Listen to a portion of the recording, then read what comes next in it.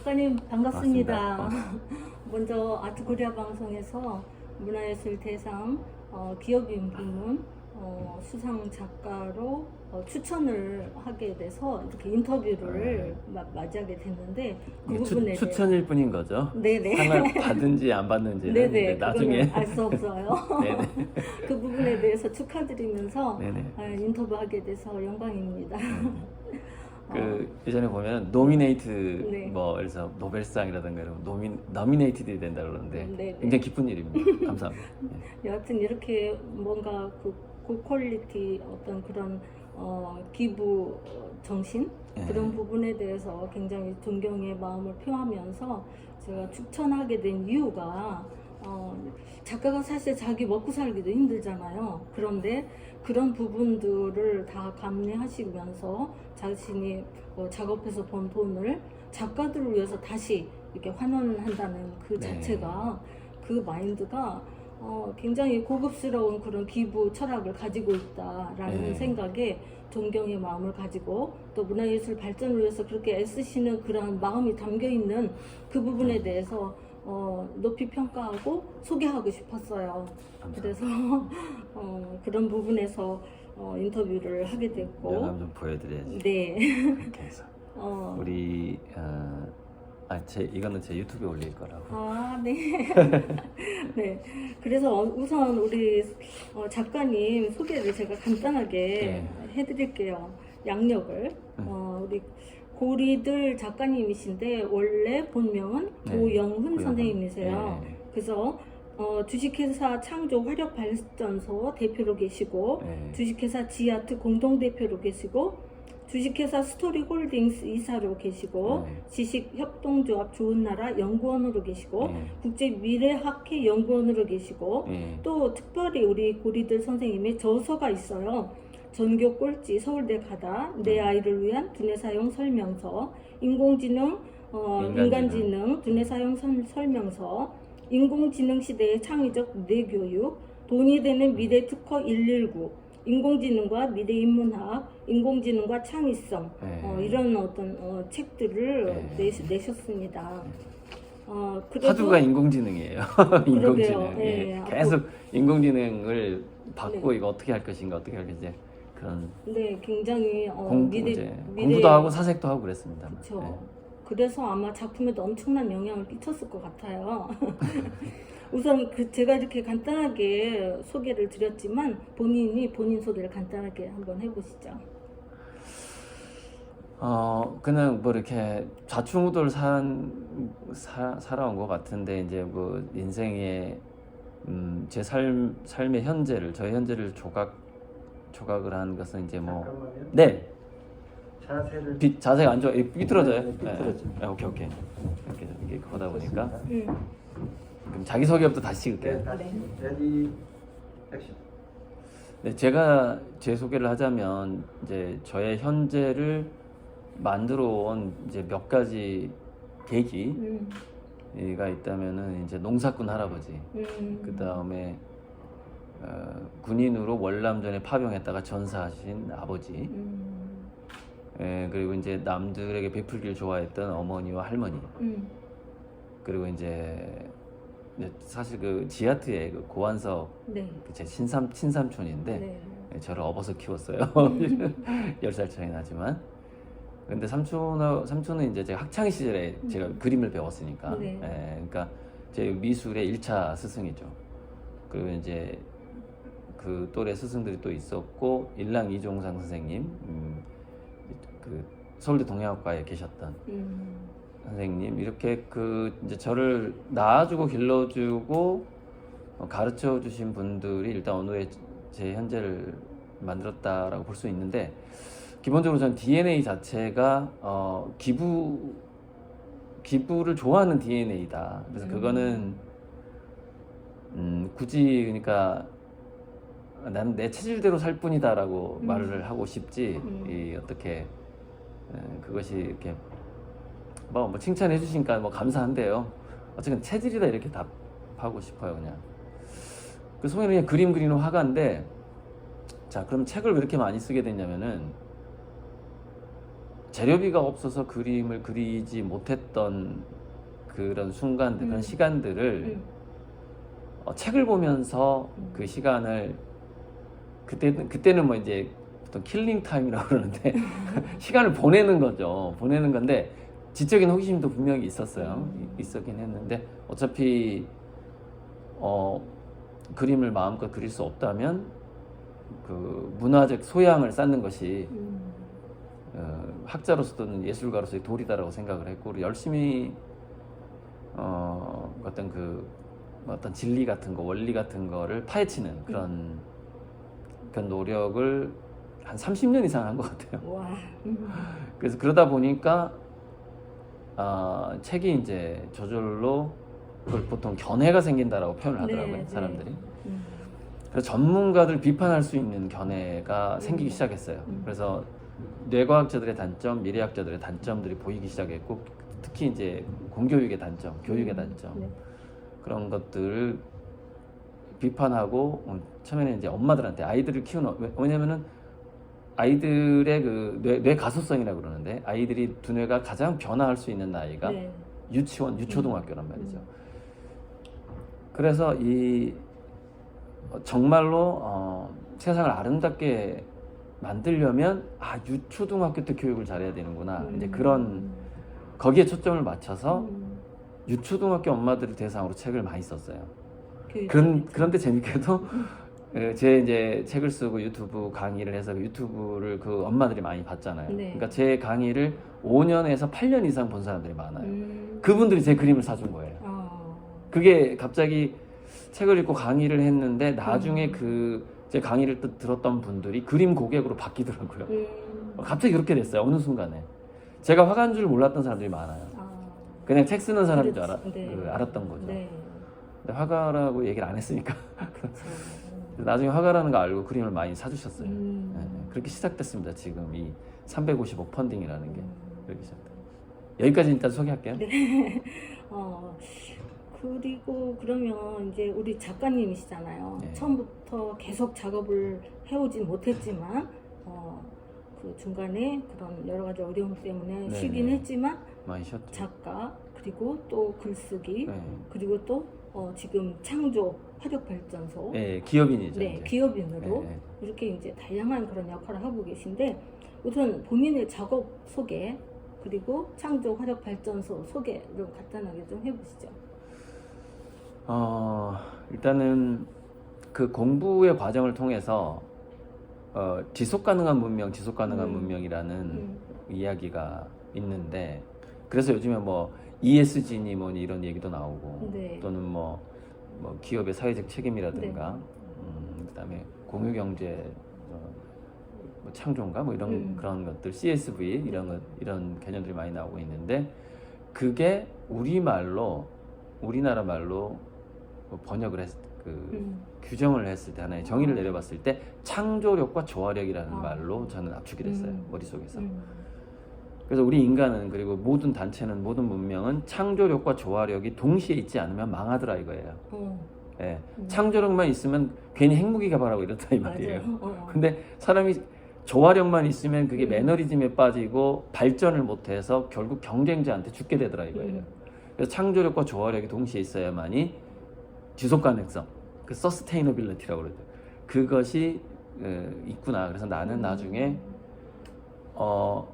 정말 뭐 영원토록 번영하는 회사를 한번 차려보고 싶은데 그렇다면 나는 회사 이름을 창조력 조화력 발전소 해가지고 창조화력 발전소라는 이름을 지어야 되겠다 그러고서 그 이름을 특허를 2013년에 내놨어요. 상표를. 네. 그러니까 상표 등록을 하고 7년 만에 창업을 한 거예요.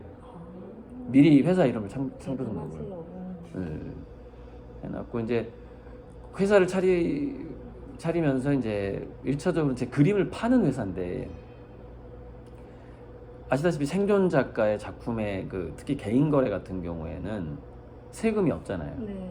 근데 저는 세금을 많이 내고 싶었어요. 국가에.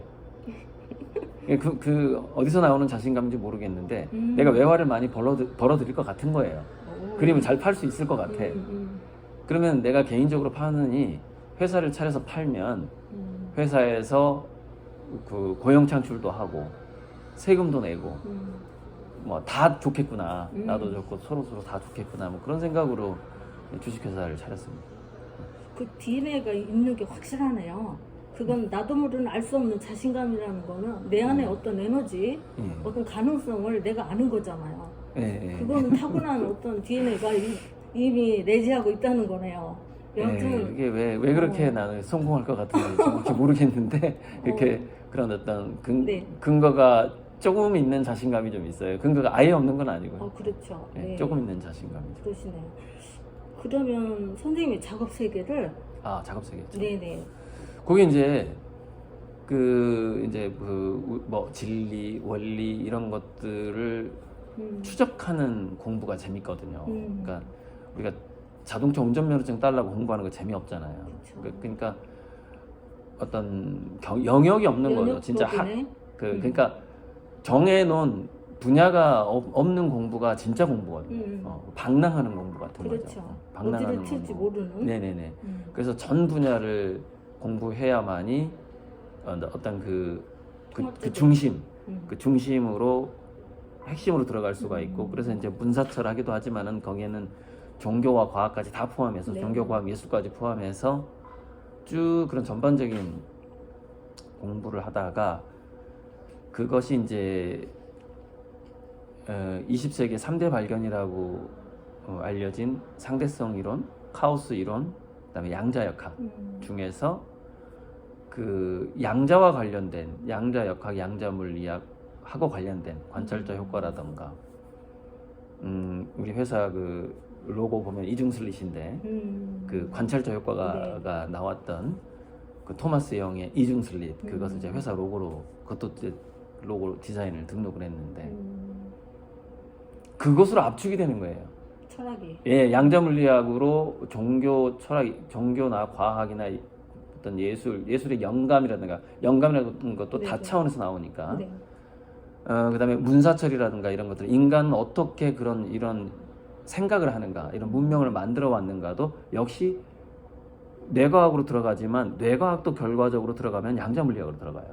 두뇌에서 양자적인 현상이 있기 때문에 두뇌가 돌아가거든요, 우리 생각이. 그렇죠. 그래서 양자물리학에서 이제 그 결국에는 우리가 이렇게 움직일 수 있는 것, 생각할 수 있는 것이 평행우주라는 다차원이 존재하더라 이거예요. 그리고 그 다차원을 우리 관찰자들이 이렇게 말하고 생각하는 것처럼 만들어주는 그 배경이 있더라는 거죠. 배경. 예, 마치 그 어머니가 그러니까 놀게끔 멍석을 깔아주는 거죠. 뭐 이렇게 그러니까 신이 우리에게 활동할 수 있도록 뭔가 배경을 깔아준 것, 그것이 이제 평행우주인데 그 평행우주가 펼쳐지는 원리가 관찰자 효과로 펼쳐지더라는 것이죠. 우리가 관찰했을 때 이제 전문용어로 그걸 확률 붕괴라고 그러는데 확률로만 존재하던 세상이 하나의 우주로 우리에게 관찰이 되어지는 것이죠. 그래서 제가 이제 눈동자의 우주를 그리게 된 거예요. 그러니까 눈을 딱 떴을 때 우주가 존재하는 것. 그래서 눈동자의 그 핵심인 그 홍채에다가 별과 태양과 달과 은하수 뭐 이런 것들을 그리고 있는데 요즘에 이제 태양을 좀 많이 그리고 있긴 한데, 그러니까 제가 뭘 그리냐가 중요한 게 아니라 문제는 뭐냐면은 눈을 뜬 홍채 위에다 그렸다라는 것이 관찰자 효과를 나타내는 것이고, 그것이 이제 그 평행우주론의 우리 우주론을 우리 인간에 가장 맞게, 그러니까 인간적인 해석. 그것은 이제 우리가 뭔가 우리의 의식이 어디서 오고 그것이 우리의 그 눈을 뜬 그 관찰에서 그것이 우연의 조합일 수도 있고, 그렇죠? 아무튼 랜덤을 우리 두뇌는 그 설명과 이야기를 만들어내는 기계라고 하거든요. 그렇죠. 그러니까 아무 이유 없는 건데 자꾸 이유를 만들어내고 자꾸 이것도 인연인데 이러면서 자꾸 인연을 찾고 연결하려고. 자꾸 연결하려고 하고. 근데 그게 이제 그 평행우주에서 우리가 하나 인문학을 만들어내는 것 자체가 이제 자꾸 인연을 찾아내고자 하고 연결짓고자 하는 의미를 부여를 하고, 그것이 이제 결국 이제 우리의 그 삶의 스토리가 되는 거거든요. 어쨌든 그 스토리의 첫 시작, 첫 관찰, 그것이 이제 제가 그리는 홍채의 별, 달, 해달별, 그렇게 이제 표현이 되는 것이죠. 어, 그게 제 작품 세계입니다. 네. 심오한. 조금 길었을 수도 있지만 아무튼 최선을 다해 설명했습니다. 네네. 네. 너무 좋은 작품 설명이었어요. 네. 이제 우리 고리들 작가님께 이렇게 사람들이 관심을 집중하는 것들이 몇 가지가 있어요. 네, 최근에 이제 좀, 네네. 네. 제가 이제 듣기로도 그렇고 제가 봤을 때 그게 이제 그 몇 가지 중에서도 첫 번째로 유튜브에서 펀딩. 네, 10억을 펀딩했다는 거, 그리고 지아트에 6억을 후원했다는 거, 그리고 또 얼마 전에 그 또 포도 농장에 그 포도를 전액 전부 다 500박스 사준 거. 네, 그 한 2,500만 원. 500만 원 들었네. 네, 그걸 사가지고 한 500박스 이제 네, 후원자들에게 여기저기 선물을 보냈죠. 다 하고 그 부분하고 또 뇌과학에 관한 저서들을 또 계속 이렇게 만들어 써내고 계시다는 거. 그 외에도 몇 가지가 있지만 이게 이제 좀 집중적인 어떤 그런 포인트가 되는 것 같아요. 그런 부분에서 이제 우선 먼저 예술인을 지원한다는 거에 대한 것이 우리 문화예술 아트 코리아 방송의 문화예술 대상의 후보자들에게 이렇게 인터뷰하는 네네네. 이유이기 때문에 그거부터 한번 여쭤볼게요. 지아트에 6억을 투자하게 됐는데 그 기부하게 된 동기 그리고 지아트의 비전 네. 뭔가 비전을 느끼니까 또 하잖아요. 그렇죠. 그런 부분에 대해서 좀 말씀 좀 해주시겠어요? 일단은 제가 화가이기도 하지만은 네. 예술가의 그 예술이라는 것은 그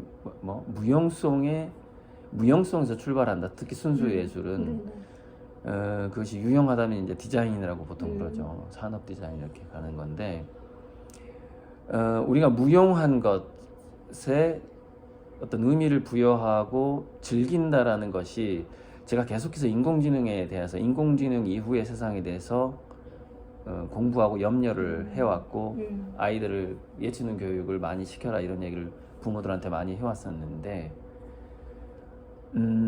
그러니까 인간이 인공지능과 로봇에 의해서 그 일자리를 빼앗기는 것이 이제 지금은 더 많이 드러났지만 저는 그 이제 10년 전부터 강의를 통해서 그 시대가 온다. 2025년이 되면 확실히 인간들이 알게 될 것이다. 그때가 되면은 뭐 50% 이상의 실업률이 될 것이고 이제 이런 식의 강의를 쭉 해오면서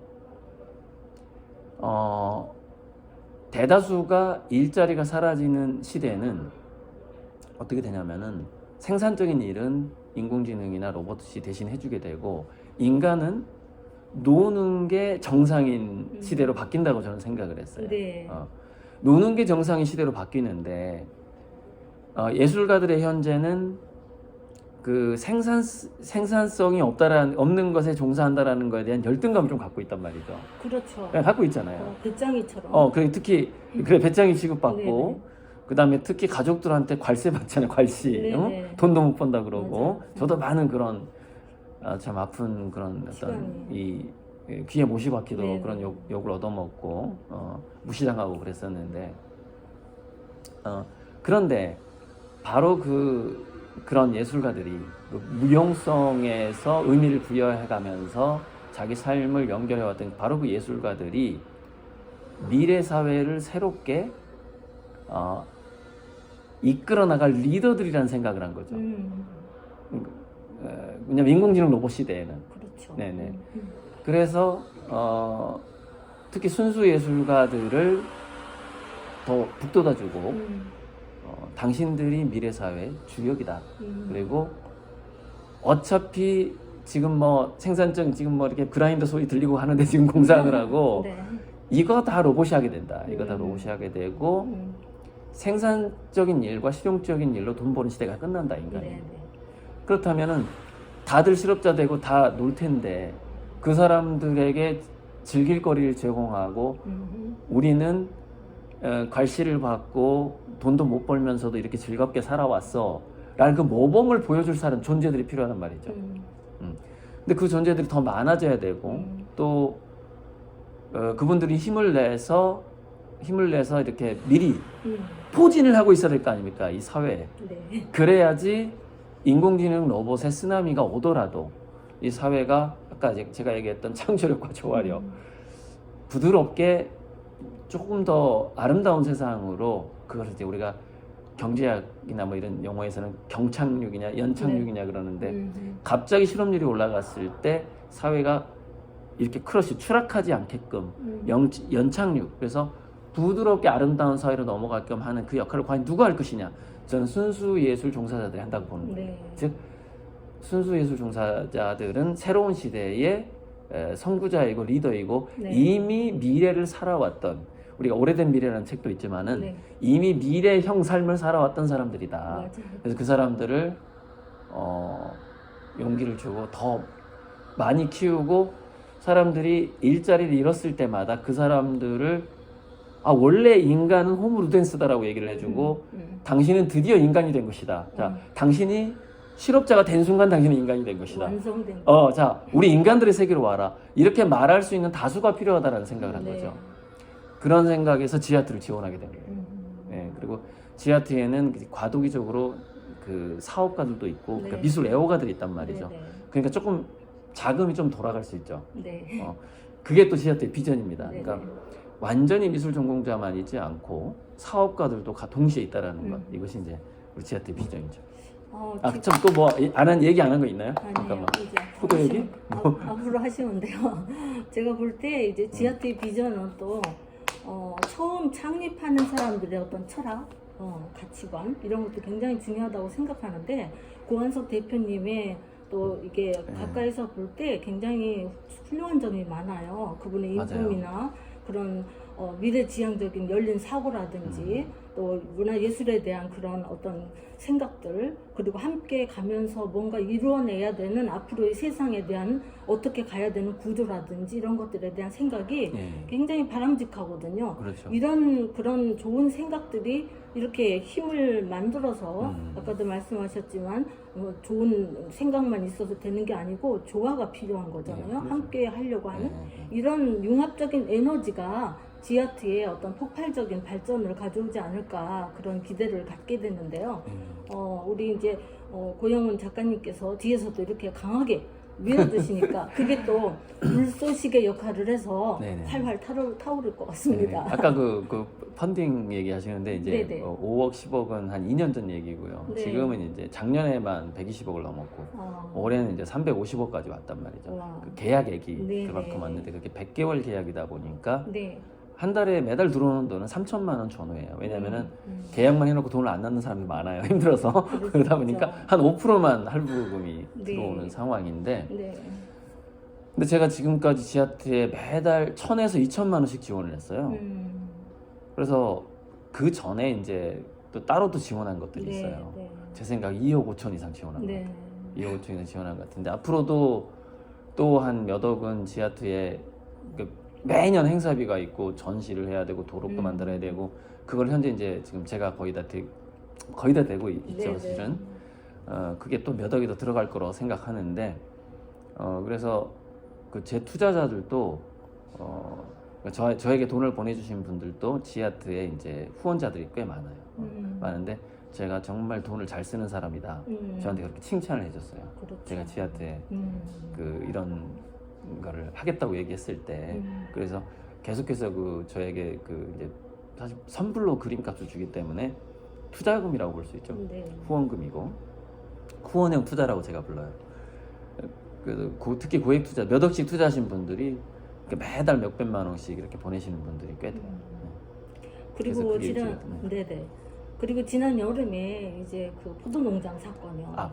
포도농장 그 전액을 전체 그 농장 전체의 그 포도를 다 사들여가지고 2,500만 원.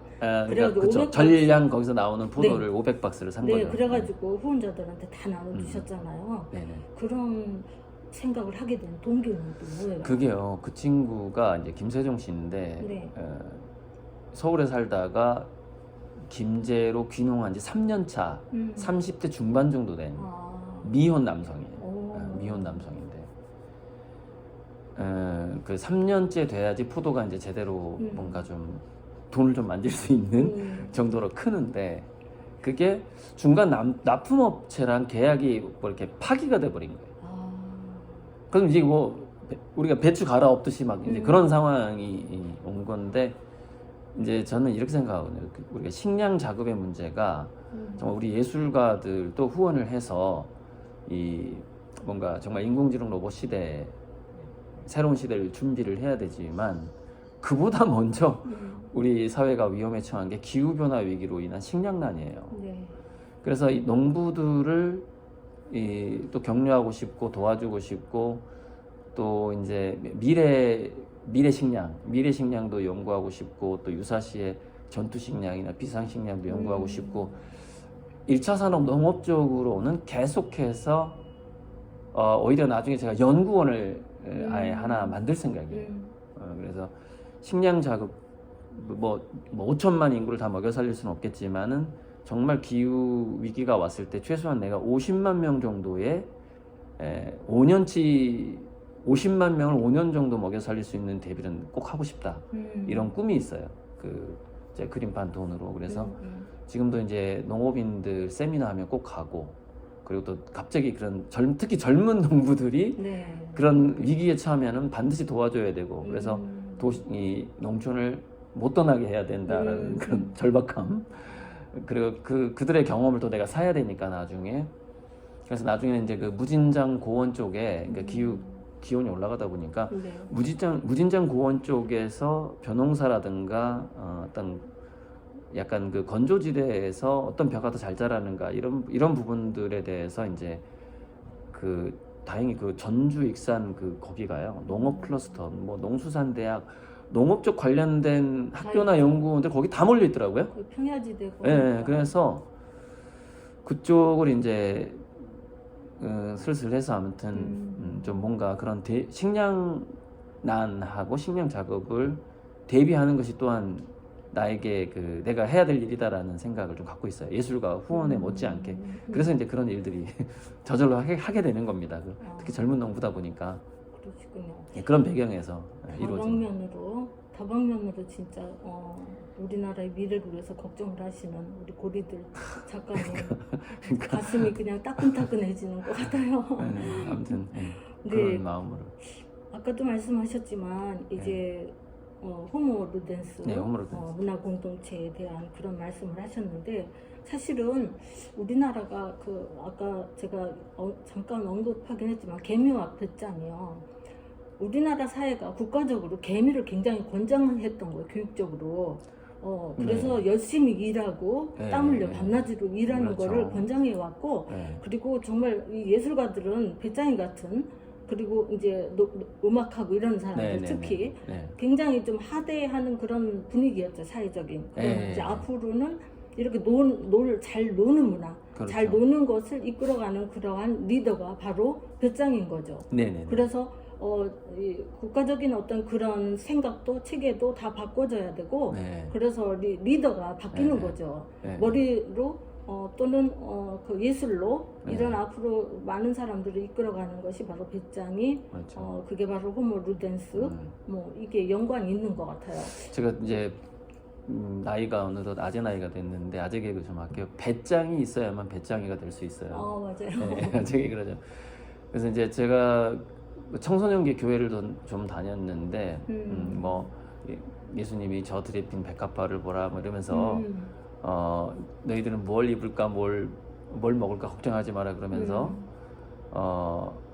그게 이제 이렇게 이어져요. 오직 뭐 그의 나라와 그의 의를 구하라 이렇게 이제 성경에 이렇게 나오는데 청소년기 그러니까 초등학교 5학년 말 때부터 교회를 고2까지 다닌 것 같은데 청소년기에 이제 그런 어떤 예수님의 말들이 제 삶에 또 많이 영향을 미쳤어요. 지금의 이 어떤 좀 자선하는 그럴 수 있네요. 이게 청소년기 아무래도 영향을 많이 받으니까. 그러니까 저도 그렇게 저는 제가 당장에 그러니까 배만 굶지 않는다면은 행복한 사람으로 살아왔어요. 그래서 정말 힘들었을 때는 남의 농사일 해주고 한 푼도 안 받고 밥을 얻어 먹었어요. 그때가 30대 중반이에요.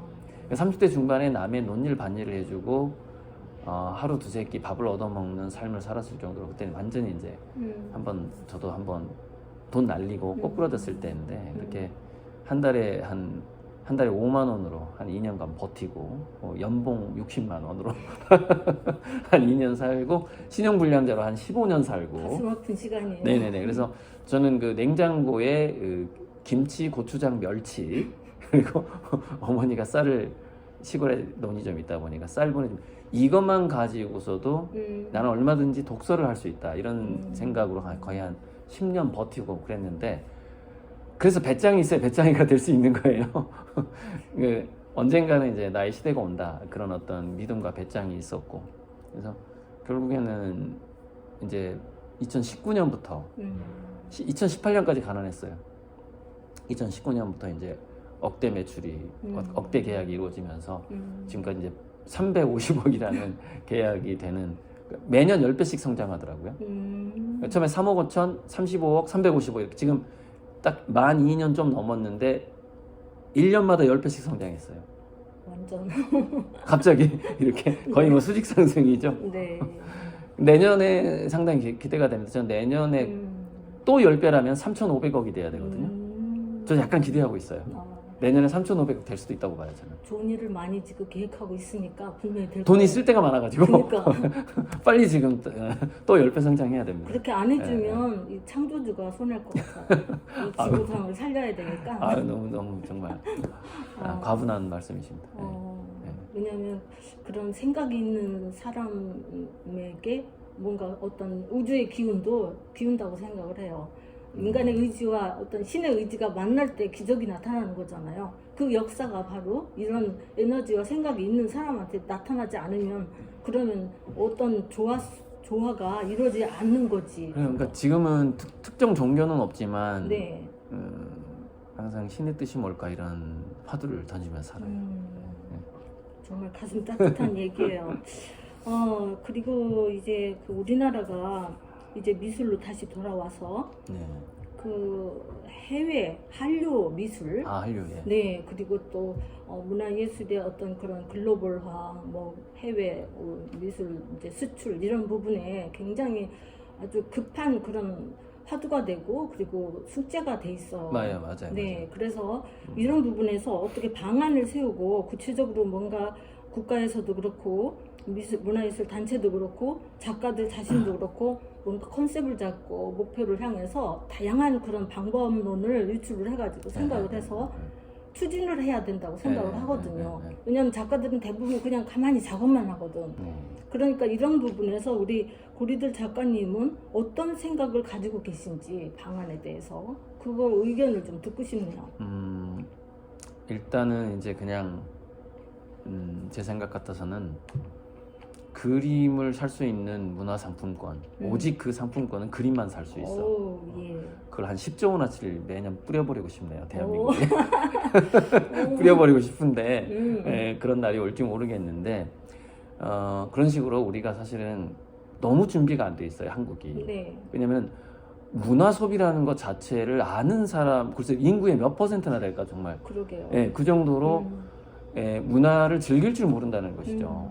그리고 저 그림을 왜 사? 그냥 와인을 사거나 신발을 사야지. 아직도 그런 어떤 약간 산업시대에 네.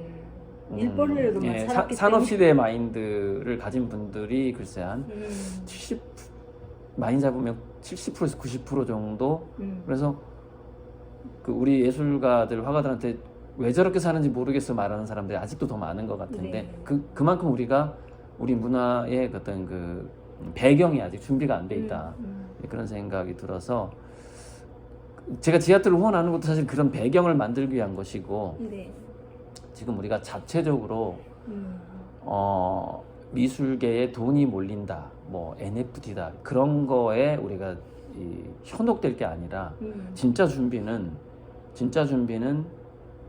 미술을 보는 눈을 키워야 되고 왜 나는 이 그림이 좋은가라는 것을 설명할 수 있는 인구가 많아져야 돼요. 그런 의미에서 이제 자연스럽게 제가 몽당연필이라는 미술 교육을 무료로 하는 프랜차이즈 학원을 차리고 싶은 거예요. 모든 사람들이 네.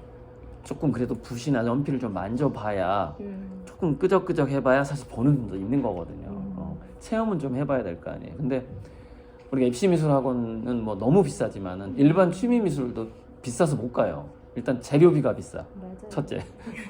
그래서 그게 돈을 예산을 풀지 않으면 우리가 지금 먹고 살기 바쁜 와중에 누가 저 그림은 왜 아름다운 걸 생각을 하겠어요.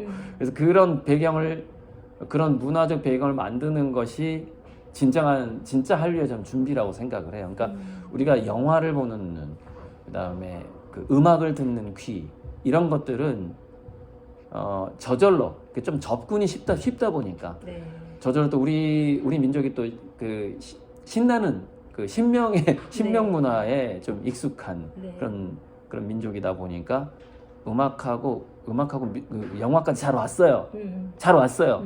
근데 미술 한류는 전 만만치 않을 것이다. 만만치 않은 이 넘어야 될 산들이 있다고 생각해요. 그래서 그거는 정말 국민의 50%가 미술 평론가의 수준이 될 정도의 그런 어떤 계기를 어떻게 만들어 볼 것이냐. 그런 의미에서 작은 실천으로 저는 몽당연필이라는 걸 일단 시작을 했고 그것이 진짜 한류 준비라고 생각을 해요. 네. 그 보는 눈을 길러줘야 된다라는 것이죠. 사실 그 문화 선진국들은 먹고 사는 게 해결이 돼야 되거든요. 네. 문화적인 욕구라는 것이 인간의 욕구 중에 제일 꼭대기에 있는 마지막 욕구잖아요. 아, 그렇죠. 그러니까 먹고 사는 게 해결돼야 이게 그렇죠. 문화적인 욕구를 찾는데 우리나라는 사실 먹고 사는 게 아직까지는 해결이 안 됐다는 얘기죠. 혼재돼 있죠 지금. 네. 굶어 죽는 사람부터 시작해가지고.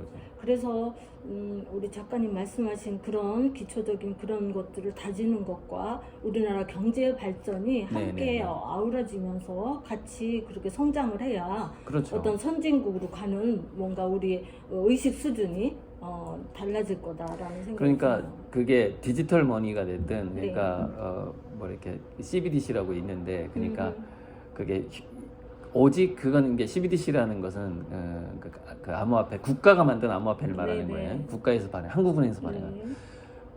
그거는 특정 용도를 이렇게 입력을 할 수가 있어요. 코딩을 할 수가 있어요. 그래서 이 돈은 그림을 사는데 석 달 내에 쓰지 않으면 소멸됩니다. 이런 걸 주는 거예요.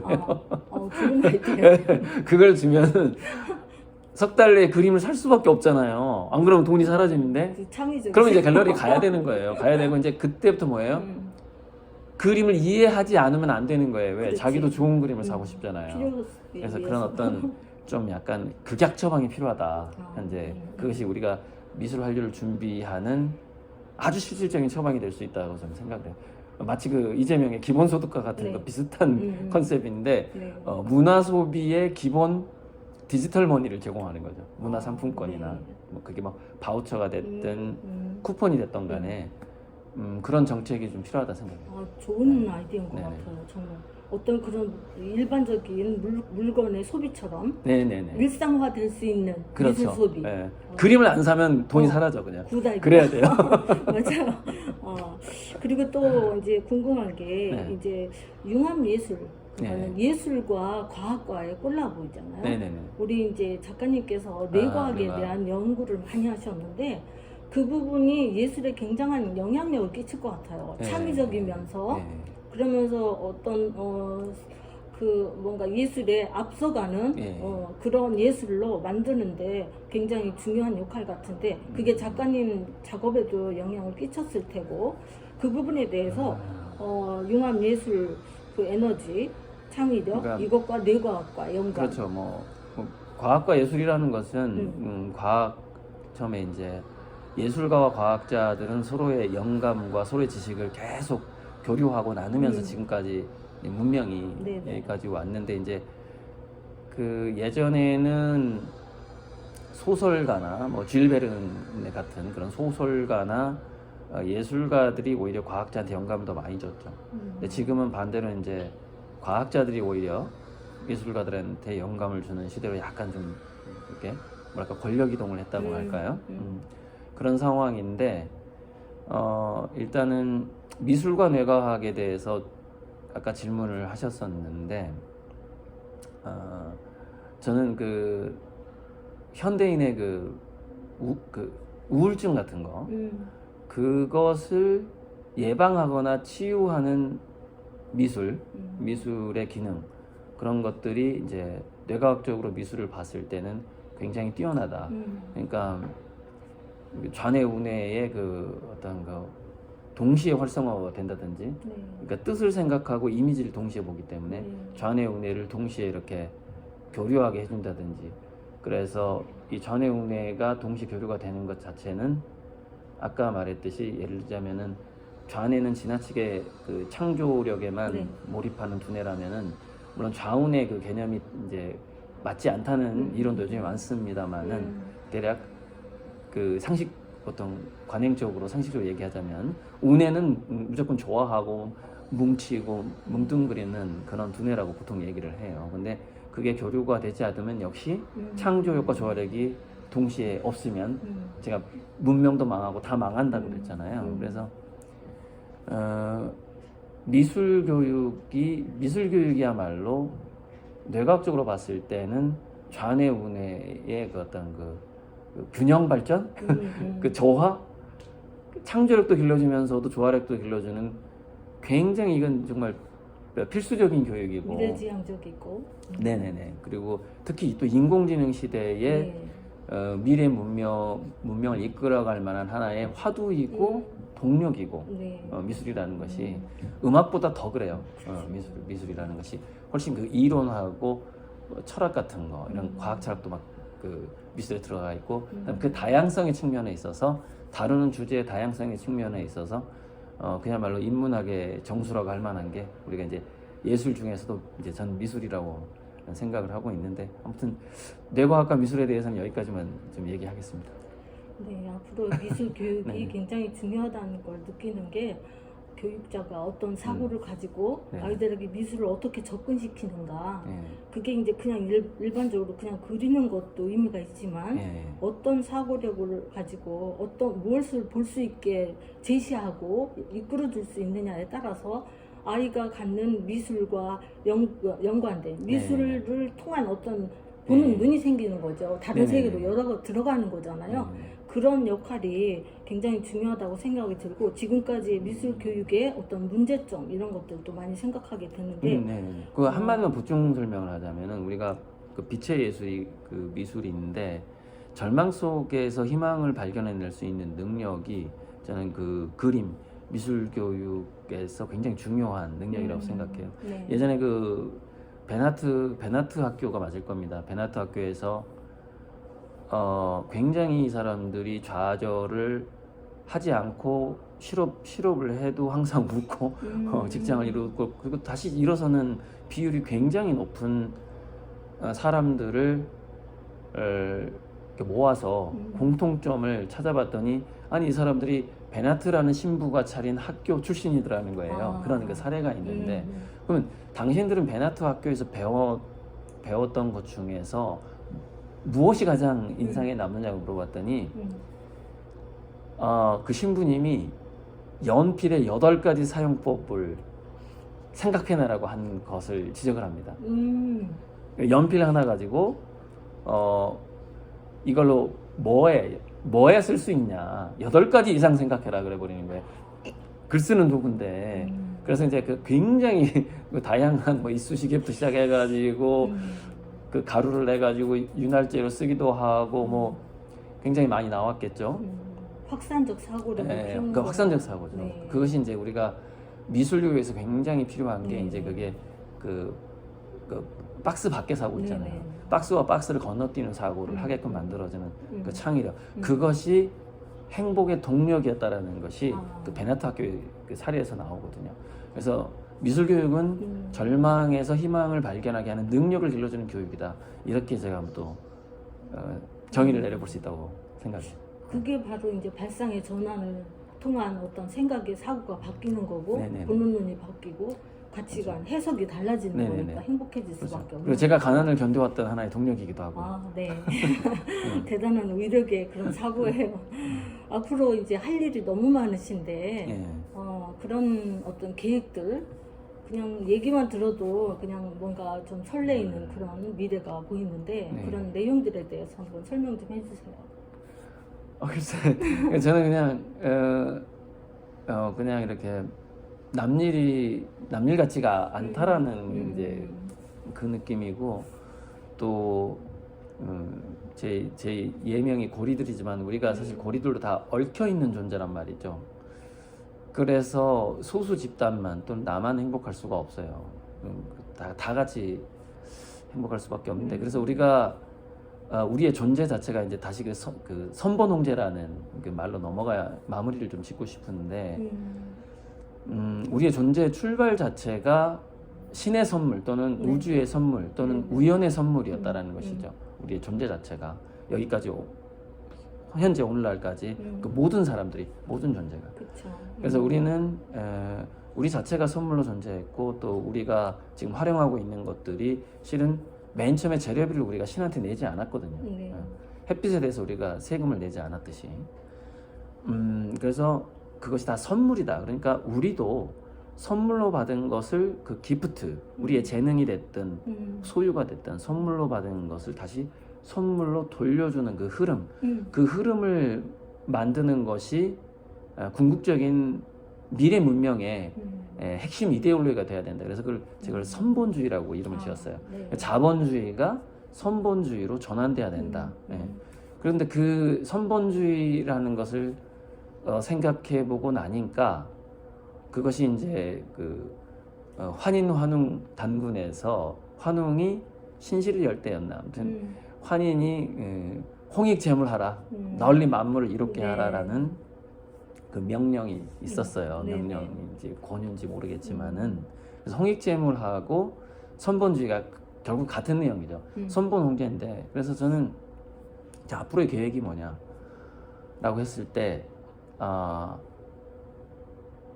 선물을 주고 싶은 만큼 마음껏 빚을 내서 마이너스 통장을 터서라도 선물을 많이 주는 게 저의 미래의 계획이에요. 네. 앞으로.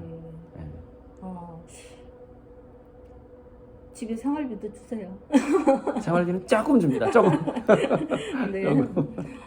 지금 이제 고리돌 선생님께서 하신 말씀이 네. 이제 앞으로 사실은 우리나라가 가야 될 또는 지향해야 될 그런 기업들의 생각이고 네. 그리고 또 그렇게 해야 우리나라가 문화예술 강국으로 또 선진 국가로 나아갈 수 있는 길이라고 생각이 듭니다. 맞습니다. 네. 오늘 우리 고리돌 선생님 작가님 만나서 여러 가지 얘기를 들어봤는데 오늘은 기업가로서 만났는데 네. 그죠?